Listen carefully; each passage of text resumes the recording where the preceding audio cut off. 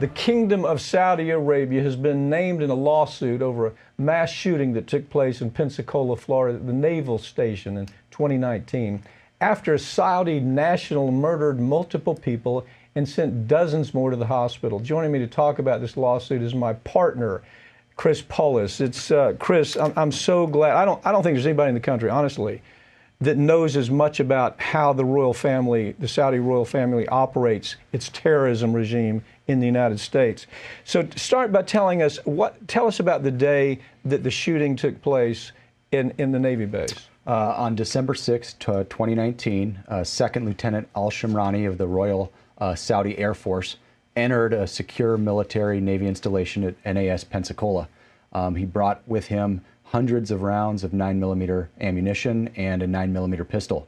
He went and prayed at a pray station on base, and then immediately walked into Building 633 on the base, scouted the location using his uniform as cover to walk through a building that he was very familiar with because he was a student there, identified his victims, and then proceeded to execute them one at a time for about 15 minutes. Okay, he was a student there because we sell so damn many military weapons to Saudi Arabia that we then have to say, okay, well, we'll train your people to use the most sophisticated weapons in the world. We'll train them right here in the United States. As a matter of fact, one of my relatives actually trains them how to fly the most sophisticated airplanes on the planet.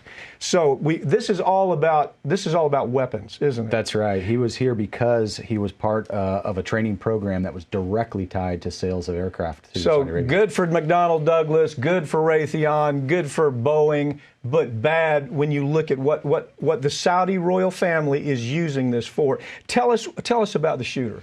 Well, the shooter, again, Second Lieutenant Al-Shamrani, was handpicked by the Saudi Royal Air Force to come over here to learn to fly planes. He had allegedly been vetted for anything in his background that would be suspicious, but clearly something failed entirely, if not was intentionally ignored by the Saudi military when they picked him. He had posted online extreme ideologies and extreme views, anti-American, anti-Israel views, well before ever joining the Saudi military and well before ever being picked to come in to the United States to learn to fly planes. Okay, and of course the suggestion that I've seen time and time again is he was a Trojan horse. Okay, he had been trained by the Wahhabi clerics. He was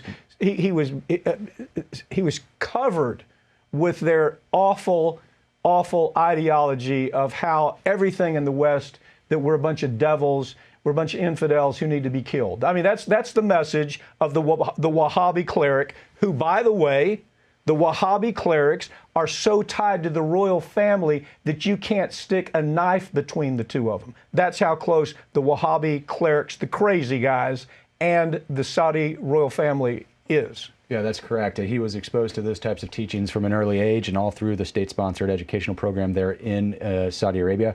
And he was quoting extreme clerics online for a long period of time before he ever committed this attack. Okay, and we know the shooter. Here's what you just told us. The shooter, there was plenty of history before he ever stepped foot on American soil. We know that.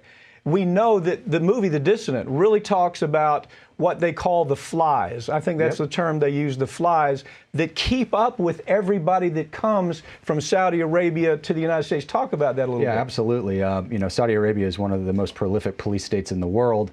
They track all of their citizens abroad. They use technology to track their cell phones, and we knew they were employing this type of technology on all of their citizens' cell phones in the United States, including Lieutenant Al-Shamrani at the time, that he was acting very suspicious. He went AWOL. He took leave unapproved, went to New York in the weeks before the attack over Thanksgiving weekend, and paid homage to the 9/11 terrorist attacks by visiting the memorial site there with fellow soldiers that should have reported that behavior. Yeah, and the fellow soldiers thing, I still don't think has ferreted itself out on the base. Yeah. The fact that this wasn't just one guy. There's a bigger problem than this. And unfortunately, the weapons industry has such a strong thumb, heavy thumb, over the Pentagon that we're allowing these folks to stay, and we shouldn't. You know, it's just a matter of time before they're flying all these jets against us, before they're using this weaponry against us or Israel. It's just a matter of time.